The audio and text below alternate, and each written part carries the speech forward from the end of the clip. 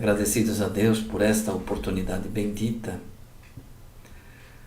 E em nome do Centro Espírita Bezerra de Menezes de Santo André,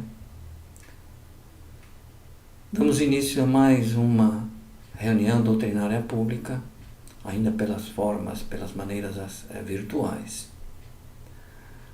Antes de darmos prosseguimento a esta tarefa, vamos realizar a nossa conexão com o alto. Vamos nos vincular à espiritualidade superior. E, para tanto, convido a todos para que neste momento façamos a nossa prece a Jesus. Amigo Jesus, contando com o vosso amparo, com o vosso auxílio, com a vossa proteção, estamos nesse momento nos vinculando às correntes fluídicas do vosso amor, rogando-vos que abençoe-nos a todos que aqui estamos, que o vosso amor nos beneficie, Jesus, com a paz, com a harmonia e com a serenidade que tanto necessitamos nos dias atuais.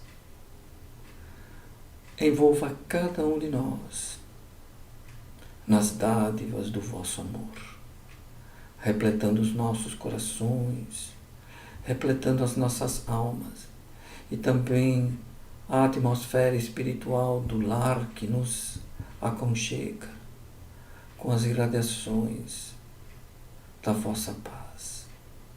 Abençoa-nos, Jesus, o esforço que estamos fazendo, buscando, através do conhecimento dos vossos ensinamentos, encontrar neles a coragem, a força, a motivação necessária para seguirmos adiante em nosso grande desafio existencial, que é o nosso aprimoramento moral e espiritual.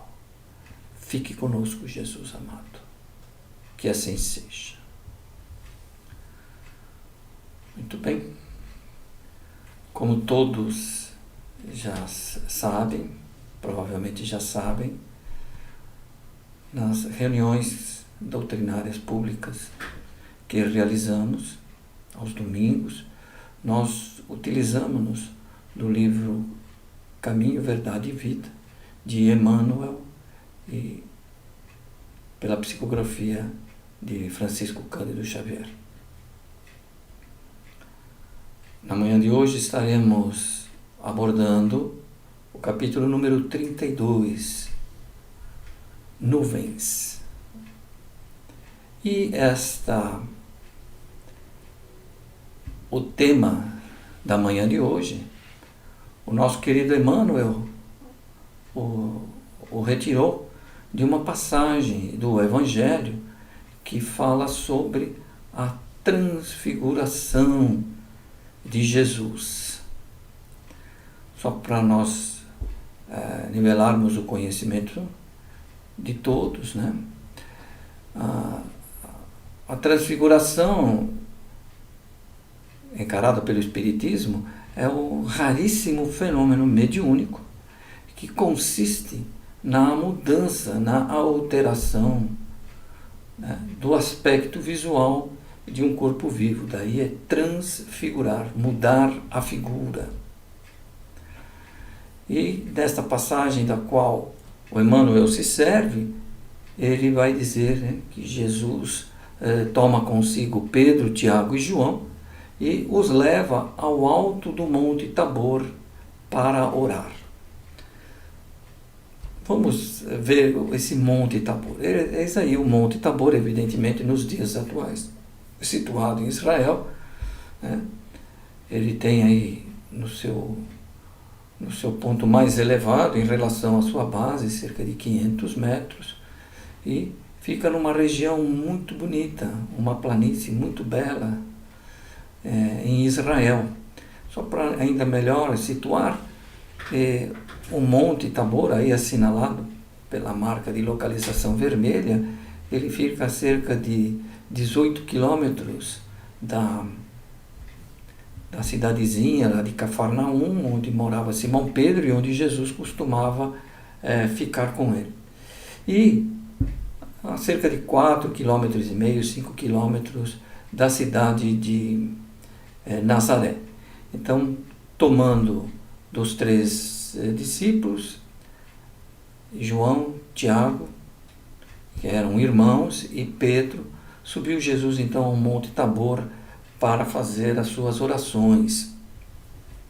E durante a oração, Jesus foi transfigurado diante deles, dos discípulos, e o seu rosto resplandecia como o sol, e as suas vestes se tornaram brancas como a luz. Surgiu então uma nuvem, e os discípulos aterrorizaram-se com o surgimento desta nuvem, quando a nuvem também os envolveu. Está lá em Lucas capítulo 9, versículo que vai de 30 até o 35. E então esta é a passagem do Evangelho a partir do qual o nosso querido Emmanuel faz o desenvolvimento das suas reflexões em torno desse tema, da nuvem que surge obstaculizando a visão que os discípulos tinham de Jesus. E o surgimento desta nuvem, evidentemente, acarretou a eles o temor ou terror, como diz a própria passagem do Evangelho. Mas vamos ver então como é que o Emmanuel aborda, quais são as reflexões do Emmanuel em torno disso. Ele começa nos dizendo assim, que o homem quase sempre tem a mente absorvida na contemplação das nuvens que lhes surgem no horizonte. São nuvens de contrariedades, de projetos frustrados, de esperanças desfeitas. Por vezes desespera-se, por vezes se aterroriza, como foi o caso dos discípulos. Sem dúvida, o homem desejaria sempre um céu azul à distância, um sol brilhante no dia e luminosas estrelas que lhe embelezassem a noite. Eu achei bastante poética esta passagem, né? Quando ele diz: queríamos um céu azul à distância. Quer dizer, gostaríamos de olhar à frente da nossa vida, para o nosso futuro, e não observar ali nenhuma nuvem a trazer-nos nenhum tipo de aborrecimento, de contrariedade, de problema, de frustração, de desilusões. E ele diz ainda, que eu achei interessante, né, a forma poética, que um sol brilhante no dia e luminosas estrelas que lhe embelezassem a noite. Então, o sol que está durante o dia seria durante grande parte da nossa vida, durante a nossa juventude, durante a nossa mocidade, a fase adulta, né, onde estaria o sol da nossa existência, no apogeu das nossas vitalidades físicas. E quando chegasse a noite, na parte em que ingressamos na velhice, então nós não gostaríamos que na nossa velhice também houvessem nuvens, que fossem somente as estrelas a brilhantar a noite das nossas existências. No entanto, todavia, aparece a nuvem, e a perplexidade, o choque, a frustração toma a criatura de súbito. E aí nós poderíamos começar a fazer, nós por nossa vez, as nossas considerações. Por que nós nos frustramos e chegamos até a raiva, ao terror? Porque a raiva nada mais é do que o medo exacerbado. Então, por que da frustração e raiva diante dos problemas e contrariedades da vida? Vamos então desenvolver agora essa vertente.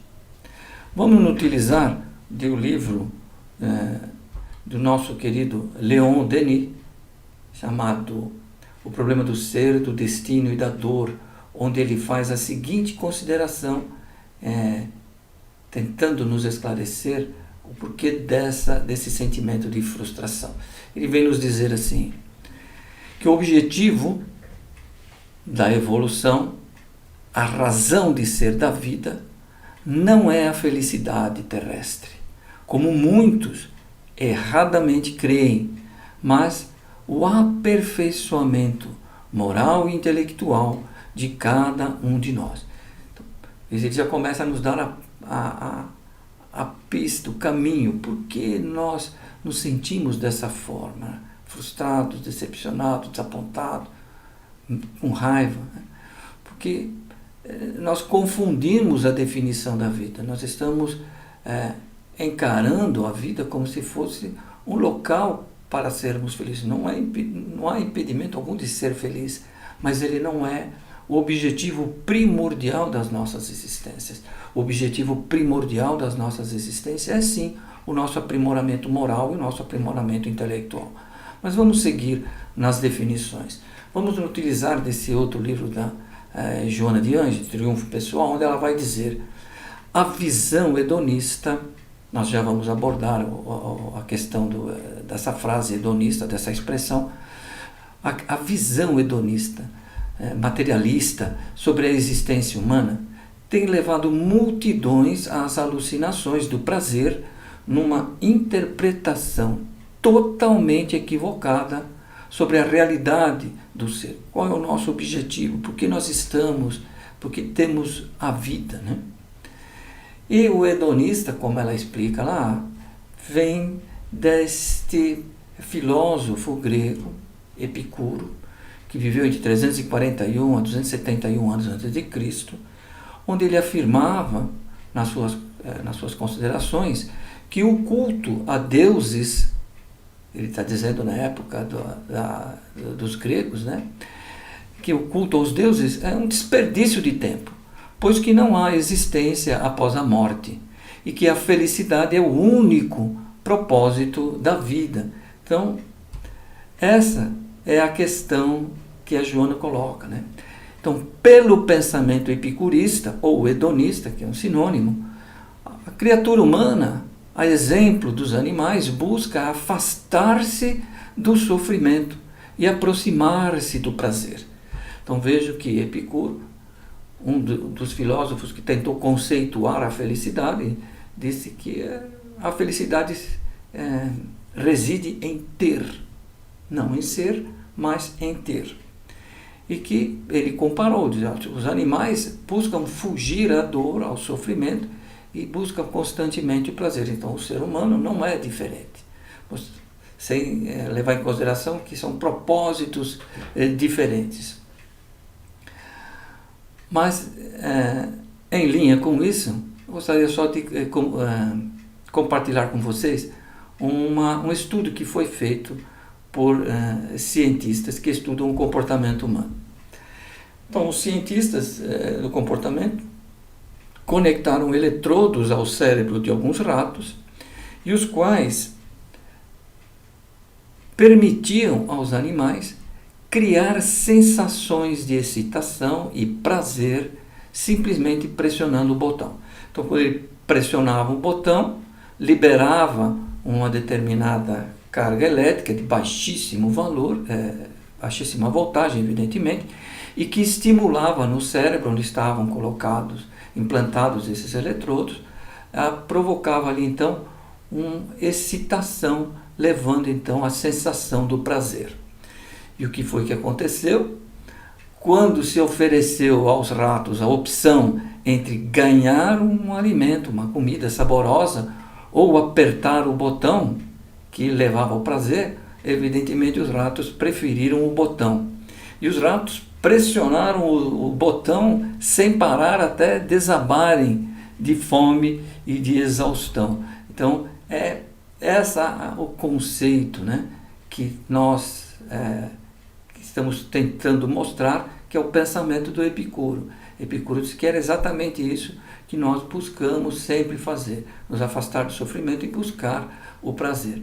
Mas eu achei interessante também esse estudo cientista, que mostram muitas vezes, né, que nós temos a mesma reação, que é semelhante às crianças que preferem lá ficar jogando videogame a descer para jantar, né, porque eles preferem então o estímulo ao prazer. Então é essa armadilha que nós seres humanos entramos, e quando surge alguma coisa que contraria essa busca da felicidade ou do prazer, que nós confundimos prazer e felicidade ainda, nós então nos tornamos rebeldes, nós acabamos de muitas formas nos enraivecendo. E ele segue na segunda parte da sua abordagem. A existência terrestre, efetivamente, impõe angústias inquietantes e aflições amargosas. É conveniente, contudo, que as criaturas guardem, que mantenham, né, serenidade e confiança nos momentos difíceis. E a Joana vem enfatizar essa colocação do Emmanuel, mostrando claramente que este é o pensamento dos grandes mentores do Espiritismo aqui no Brasil. Ela diz no livro Luz nas Trevas: acontecimentos desagradáveis ocorrem numa frequência surpreendente, provocando o surgimento de graves situações e penosos sofrimentos em provação, colocando-nos à prova, a prova necessária, mas nunca aceita com alegria. E ela segue: não rejeites as dádivas da renovação espiritual que ocorrem nem sempre de maneira agradável. Bendize as nuvens tempestuosas que te ameaçam com frequência, pois que elas contribuem para que reflexiones com calma, identificando o sentido da vida. Então, fica claro por essas colocações, tanto do Emmanuel como da nossa querida Joana, que essas angústias, esses sofrimentos, essas dores, essas inquietudes que nós vivemos, têm um objetivo. O objetivo é nos fazermos despertar a consciência para irmos ao encontro daquilo que é o nosso principal objetivo, que é o nosso aprimoramento moral e espiritual, como nos disse inicialmente o nosso querido Leon Denis. Mas vamos seguir aqui. Ela diz ainda nesse livro Iluminação Interior: todo e qualquer tipo de sofrimento sempre constitui informação da vida a respeito de algo no indivíduo que está necessitando de revisão, de análise ou de correção. Então, enfatizando tudo o que estamos dizendo, né? E nada melhor do que ilustrar sempre com um ensinamento de Jesus. Ele fala para os discípulos em relação ao sofrimento que nós sentimos. Ele diz assim, faz essa analogia interessante: a mulher, quando está para dar à luz, sente tristeza, sente angústia, receio, né? Porque é chegada a sua hora. Será que tudo ocorrerá bem? Será que a criança nascerá com perfeita saúde? Será que tudo transcorrerá de uma forma tranquila? E ele diz: mas depois de ter dado à luz, depois de ter passado esses momentos de aflição, né? Depois de ter dado à luz a criança, já não se lembra da aflição. Ela ficou para trás pela alegria de haver nascido um homem no mundo.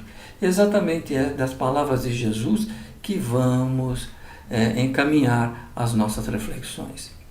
O ser humano é como um diamante bruto, feio e sem brilho, mas torna-se belo e luminoso ao ser lapidado. O sofrimento aperfeiçoa o homem, assim como o diamante bruto, que pela lapidação torna-se um valioso brilhante. Essas são, então, a abordagem que o Emmanuel está fazendo. Sim, os sofrimentos ocorrerão. sim, são necessários para o nosso despertamento, em que pese o fato deles provocarem a aflição, a angústia e as dores das quais nós não conseguimos ainda usufruir ou viver com serenidade, como foi recomendado pelo próprio Emmanuel no início da nossa conversa. E a Joana então vem arrematar. Ela diz assim, diante da angústia, do sofrimento, né? Trabalha e espera confiante, tendo a certeza de que és filho amado de Deus, e Ele jamais te abandona. Prossegue gentil quando as dificuldades cruzarem o teu caminho. Não nos desesperemos. Essa é a recomendação. E uma outra parte, a parte derradeira da nossa abordagem, ele vem então concluir de uma forma muito bonita. Ele diz assim: conta-nos o Evangelho, a formosa história de uma nuvem. Encontravam-se os discípulos deslumbrados com a visão de Jesus transfigurado, tendo junto de si Moisés e Elias, aureolados, envolvidos de intensa luz. Eis, porém, que uma grande sombra, uma grande nuvem, surge. E eles, os discípulos, não mais conseguem ver o maravilhoso quadro da transfiguração que eles estavam vendo até então. As penas e os dissabores, os sofrimentos da luta diária, da luta planetária, contêm esclarecimentos profundos, lições ocultas e apelos grandiosos. É isso que ele vem nos chamar a atenção. Todos os acontecimentos contêm ali um apelo, contém ali um esclarecimento profundo de tudo o que está acontecendo. Lições que muitas vezes demoraremos para descobrir ou valorizá-las, que na medida em que elas foram as propiciadoras da nossa evolução. E é nesse sentido, então, que vamos encaminhar as nossas reflexões agora. Que as penas, os dissabores, o sofrimento da nossa luta aqui na Terra contêm esclarecimentos profundos, lições ocultas e, principalmente, apelos grandiosos. E temos que estar atentos a descobrir, a captar o que contém os sofrimentos que todos nós experimentamos. Poderíamos então perguntar: o que temos a aprender com a pandemia? Quais são os conhecimentos ocultos que tem ali? Quais são o pedido que existe ali dentro desse episódio que todos nós estamos enfrentando nesse momento? Já aqui nesta tribuna já foram exauridas todas as discussões oportunas a respeito desses momentos que nós estamos envolvendo, que está nos envolvendo, perdão. Todos estamos conscientes de que isso são os estertores de uma era, o final de uma era, que em função do materialismo, do egoísmo exacerbado da humanidade, do sensualismo, do individualismo, acarretou esse tipo de reação. E, então estamos vivendo o final de uma época, de uma era, e uma nova era está para surgir. Mas esses acontecimentos trazem consigo um alerta, uma admoestação muito forte, evidentemente, e uma reflexão. Para que ela está ocorrendo, né? Então a pergunta não é por quê, mas sim é o para quê, como já tivemos a oportunidade de falar no passado. Mas vamos buscar uma nova conotação. Nesse livro, no rumo do mundo de regeneração, vamos tirar um trecho dele onde o interlocutor, o protagonista desse trecho está dizendo assim, numa prece: ó Jesus, não tendo alternativa, envias a peste, a pandemia, para que sejam revistos os códigos dos valores morais humanos e para que finalmente o amor seja a grande luz que embale as vidas nos próximos dias de regeneração. Então, encontramos aí duas vertentes, né, importantes. O primeiro é fazer com que a criatura, os seres humanos, revejam as suas condutas morais, os seus comportamentos.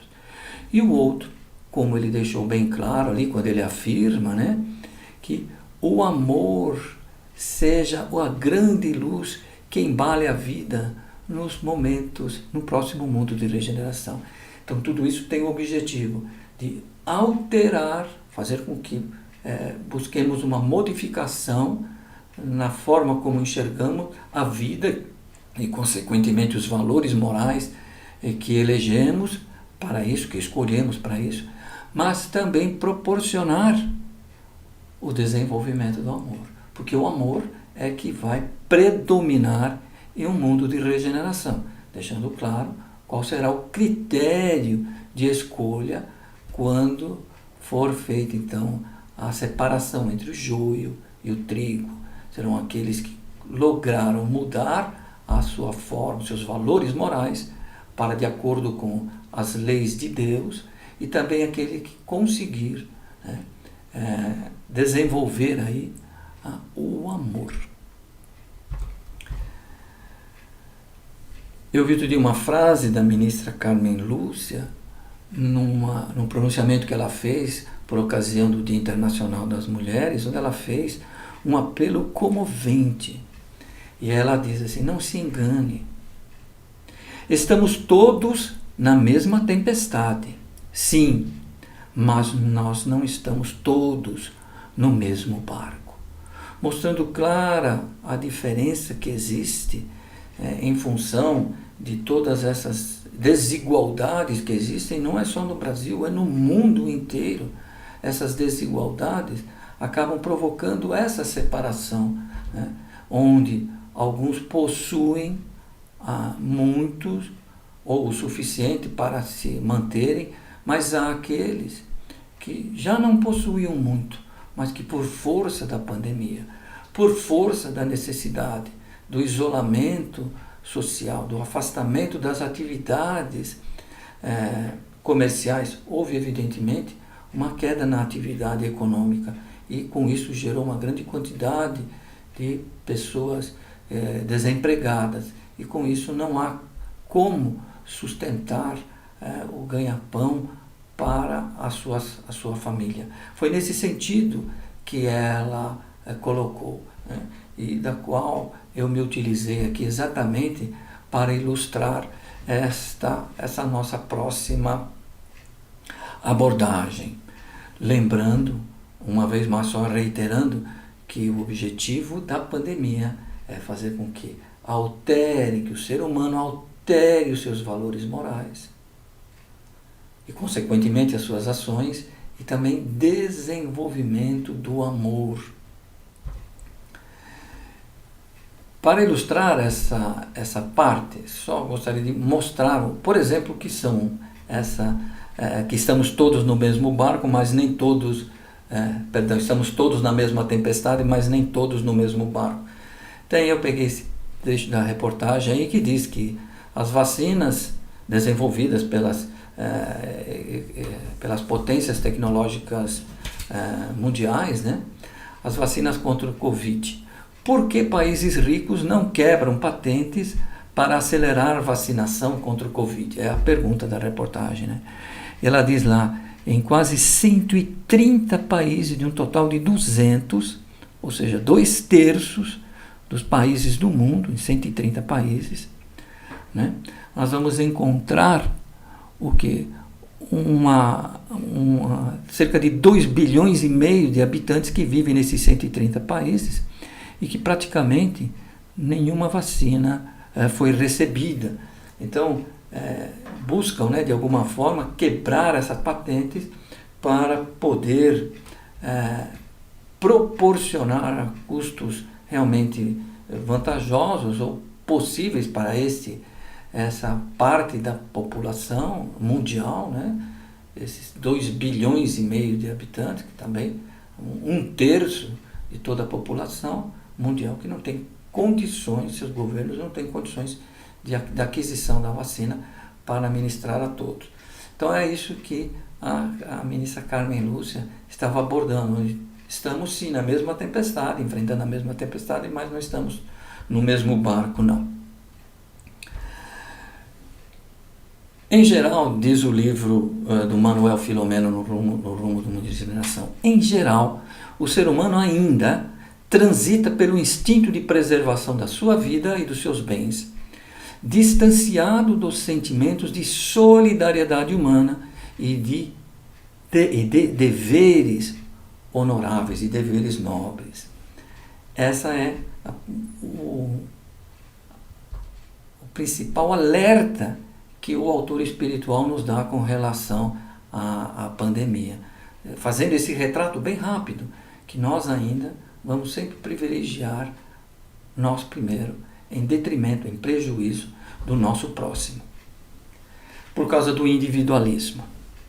O individualismo é o comportamento que valoriza a autonomia individual na busca da liberdade e satisfação das inclinações naturais.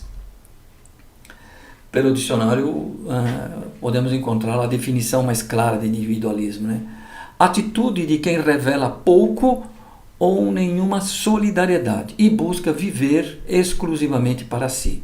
Um sinônimo de individualismo é egoísmo, ou é também a teoria filosófica que privilegia o indivíduo em prejuízo da sociedade. Então isso é o individualismo, né? E a Joana esclarece que o individualismo, conduta imposta pelo ego conflitivo, é recurso de fuga das propostas da vida. Proposta da vida, que é o desenvolvimento moral, é o desenvolvimento intelectual de todos nós. Então nós buscamos fugir dessa realidade e adota-se então o individualismo. O individualismo, ouvi um cancerologista falando recentemente, ele disse que o câncer é uma célula que deu o seu grito de independência. O câncer é uma célula que age de forma individual, ela não segue mais o que determina toda a sociedade harmônica das células. Ele simplesmente dá seu grito de independência, vive de maneira individual, não segue os processos, os protocolos e acaba então levando muitas vezes à morte do organismo no qual ela deu seu grito de liberdade, de individualidade. Este é o cenário. Este evidentemente, nós estaríamos sendo assim, simplista demais de dizer que a função da pandemia é somente desenvolver isso ou aquilo. Regra geral é mudar o nosso comportamento moral, os valores morais, tornando menos materialistas, evidentemente, e também desenvolver em nós o amor. E, evidentemente, cabe tudo aí dentro, né? Desenvolver a paciência, desenvolver a tolerância, a benevolência com o próximo, a indulgência, o perdão, são todos valores que estão indo ao encontro de mudança de valores morais e desenvolvimento do amor. Entre todas essas nuances, essas características, esses detalhes de que pode ser desenvolvido, eu decidi fazer reflexões em torno do individualismo. E para tanto eu fui buscar um comentário que esse professor de história, né, chamado Yuval Noah Harari, nascido em 1976, ele é um professor israelense no departamento de História da Universidade Hebraica de Jerusalém. Muitos de vocês talvez o conheçam, porque ele é autor de um best-seller internacional chamado Sapiens, Uma Breve História da Humanidade. E ele escreveu recentemente um livro, mais um opúsculo, são poucas páginas, onde ele traz os seus comentários, as suas considerações, como um grande estudioso da história, o que será que a pandemia quer dizer para a humanidade. Então ele trouxe esses pensamentos, enfeixou nesse livro, né? Esse livro ele não cobra direitos autorais. No Brasil ele cedeu os direitos autorais para a Fiocruz. Então quem quiser ler o livro, mas tem que tomar alguns cuidados, né? São esses cuidados que eu vou falar. O Harari, ele, em que pese a sua forma fácil de entender o todo, o mundo, a história e a facilidade de colocar isso para nós, ele é um materialista convicto, né? Ele acha, assim como o Epicuro, ele acha um desperdício total nós pensarmos em Deus, né? Não existe necessidade disso. Mas eu alertando a nós que não somos materialistas, tem esse viés quando você faz a leitura de alguns comentários dele. Então ele sempre coloca desnecessário, a religião é desnecessária, Deus é desnecessário. Ele faz essas considerações. Só faço essa ressalva porque estou abordando o livro dele, tá certo? E ele vai fazer o seguinte comentário, a sua seguinte análise do momento histórico. Ele diz assim, decisão importante a ser confrontada, a ser encarada pela humanidade entre o isolamento nacionalista, o individualismo e a solidariedade global. Tanto a própria epidemia como a crise econômica resultante são problemas mundiais, não é isolado, afeta o mundo inteiro. Só podem ser solucionados, portanto, de maneira efetiva pela cooperação internacional. Qualquer coisa fora da cooperação internacional vai ser um remendo e não vai ser uma solução efetiva. Mas segue ele. Dado a natureza global da economia e das cadeias de distribuição, se cada governo agir por conta própria,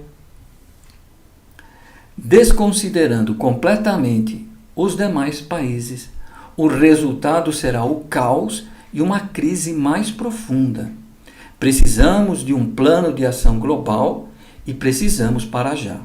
Baseado nesse alerta, vejam só, qualquer coisa que se faça que não leve em consideração o coletivo, o todo, só vai gerar mais o caos. E depois não adianta reclamar dizendo que é isso ou aquilo, porque nós simplesmente, presos no nosso individualismo, acabando, nós, os governos, acabamos então optando por nós em primeiro lugar em prejuízo do nosso próximo. E com isso não conseguiremos encontrar uma boa solução para essas crises. Segue ele. Toda crise é uma oportunidade. Precisamos torcer para que a atual epidemia ajude a humanidade a enxergar o grave perigo que a desunião global representa. A humanidade precisa fazer uma escolha. Seguiremos pela rota da desunião ou adotaremos o caminho da solidariedade global? Este é o momento que se coloca. Veja, mesmo sendo materialista, ele consegue perceber aí, que é tão eloquente o exemplo, né, que esse sofrimento tem uma causa. A causa colocada, se a causa é inteligente, se o resultado é inteligente, a sua causa também o é. Então Deus coloca nos diante disso para desenvolvermos algo. Entre tudo aquilo que falamos está aí a solidariedade, né? Deixando de lado o individualismo. Mas ele segue. Se optarmos pela desunião, isso não apenas prolongará a crise, como provavelmente resultará em catástrofes ainda piores no futuro. Então depois, aí vamos ver, vamos analisar o porquê e vamos perceber o que agimos de uma forma realmente que não condizia com o propósito do sofrimento que estamos vivendo. Mas ele ainda vai dizer mais, ele diz assim: o maior risco que enfrentamos não é o vírus, mas os demônios interiores da humanidade, o ódio, a ganância e a ignorância. Daí a abordagem que fizemos até aqui, que o Manuel Filomeno nos trouxe. O objetivo da pandemia é modificar a forma como encaramos a vida, seus valores, ou valores morais que adotamos, e também desenvolver o amor. E ele segue falando, mesmo não acreditando em nada de religião. Veja como é transparente o objetivo, porque estamos enfrentando a pandemia. Ele diz assim: podemos reagir gerando compaixão, generosidade e sabedoria, novos valores morais, e que levam a somatória disso e leva ao desenvolvimento do amor. Podemos optar por compartilhar o que temos, em vez de apenas acumular mais para nós mesmos. Reagindo assim, de forma positiva, será muito mais fácil lidar com a crise, e o mundo pós-Covid-19 será muito mais harmonioso e próspero. Ele não faz a menor ideia de mundo de regeneração, tá certo? Mas observe que é uma constatação óbvia de tudo isso que nós estamos enfrentando. Não é um salve-se quem puder. Ao contrário, tem um objetivo fundamental, importante por trás de todas essas ocorrências. Deus jamais permitiria que algo nos trouxesse o sofrimento se não tivesse por trás disso um aproveitamento para o nosso desenvolvimento. Se escolhermos a solidariedade global em vez do individualismo, será uma vitória não só contra o coronavírus, mas contra todas as crises e epidemias futuras que podem vir a se abater sobre a humanidade no século XXI, mostrando claramente que é um aprendizado que fica, é uma lição aprendida. Outras e futuras ocorrências que tragam o sofrimento, em vez da indiferença, nós já aprendemos algo e podemos então praticar também e minimizar, suavizar as futuras ocorrências. E ele diz assim, sobre conhecimento, né? Conhecimento que não muda o comportamento, ele é inútil. E é verdade. Nós, uma advertência para todos nós. Somos espíritas, entendemos basicamente todos os propósitos da divindade, pelo menos os mais próximos de nós. Mas o que estamos fazendo com esse conhecimento? Esse conhecimento está alterando o nosso comportamento ou não? Porque se ele não alterar o comportamento, ele é inútil, né? Não gera nenhum fruto disso, é estéril. E aí, finalizando, mas ele diz que surge a nuvem, né? A nuvem aterroriza os discípulos. Porém, daquele monte de névoa espessa da nuvem, clama a voz poderosa da revelação divina. Este é meu amado filho, a ele ouvi. Mostrando para todos nós que no meio de todos os grandes sofrimentos, dos sofrimentos, das aflições, Deus sempre está presente, buscando mostrar para nós qual é o melhor caminho para nós, para nos ajudar. Não devemos nos aterrorizar diante do que está ocorrendo, mas sim buscar encontrar aí a voz de Deus que nos convida a reformular a forma como enxergamos a vida, de desenvolvermos nossos valores morais, de desenvolvermos o amor, de colocarmos em prática aquilo que nós sabemos. E o que nós devemos ouvir de Jesus, né? Quando ele diz assim: este é o meu amado filho, a ele ouvi. O que Jesus tem a nos dizer? No mundo tereis aflições, mas tende bom ânimo, não tenham receio, não atemorizem-se. Eu venci o mundo. Eu venci o mundo. Eu não venci no mundo. É essa as reflexões que trazemos para o nosso dia de hoje. A solidariedade, deixando de lado o individualismo.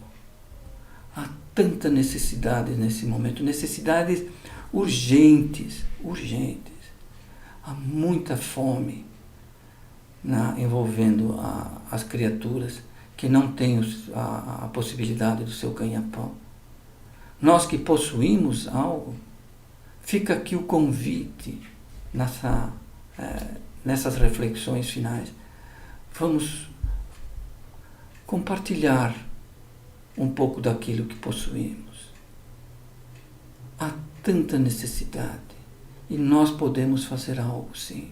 Fazer algo agora, não mais tarde, não bolarmos grandes planos mirabolantes, não.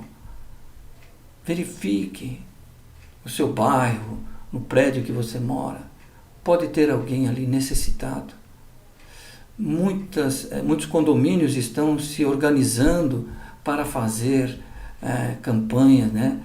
Cada morador doa o que pode, eles se juntam, adotam uma casa assistencial e ali eles fazem a contribuição. Mas não faça isso uma vez só. Se você fizer uma vez só, ok. Mas é o desenvolvimento do amor. No mundo de regeneração não vai ser só uma vez, como nós estivéssemos nos desfazendo daquilo. Vamos realmente sermos disciplinados, consistentes.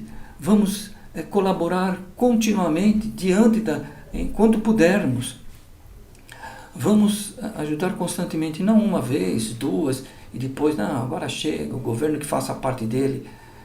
Vamos fazer nós a nossa parte. É o convite, é a oferta que Deus está nos possibilitando para desenvolver algo positivo dentro de nós. Nós colocarmos em prática o nosso conhecimento.